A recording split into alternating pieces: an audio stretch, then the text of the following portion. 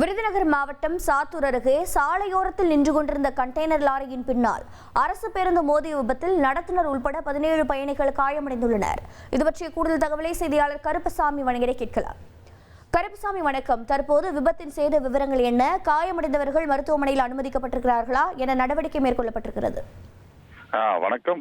குஜராத்திலிருந்து இருசக்கர வாகனங்களை ஏற்றிக்கொண்டு சாத்தூர் சுங்கச்சாவடியை கடப்பதற்காக லாரி ஒன்று சாலையோரத்தில் நிறுத்தி வைக்கப்பட்டிருக்கிறது. கண்டெய்னர் லாரி என்பது நிறுத்தி வைக்கப்பட்டிருக்கிறது. இந்த நிலையில திருப்பூரில் இருந்து நாகர்கோவிலுக்கு ஒரு அரசு பேருந்து என்பது சென்று கொண்டிருந்தது. அப்போது எதிர்பாராத விதமாக சுங்கச்சாவடி அருகே அந்த அரசு பேருந்து வரும்போது அந்த கண்டெய்னர் பின்னால் எதிர்பாராத விதமாக மோதி என்பது விபத்து ஏற்பட்டிருக்கிறது.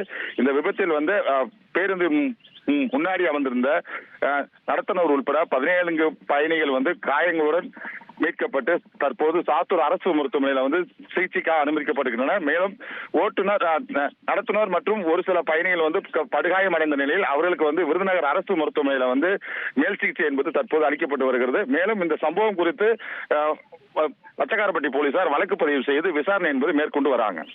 1,23,00,000 மனங்களை வென்ற தந்தி டிவி யூடியூப் சேனல். தவிர்க்க முடியாத தம்ப்நெயில்ஸ், கலக்கலான கான்டென்ட்ஸ். நீங்களும் இந்த குடும்பத்தில் இணைய இப்பவே சப்ஸ்கிரைப் பண்ணுங்க. அசுரபலம் கொண்ட எங்கள் டிஜிட்டல் கரங்களில் உங்கள் விளம்பரங்களை சேர்க்க வாட்ஸ்அப் பண்ணுங்க. 8939888838.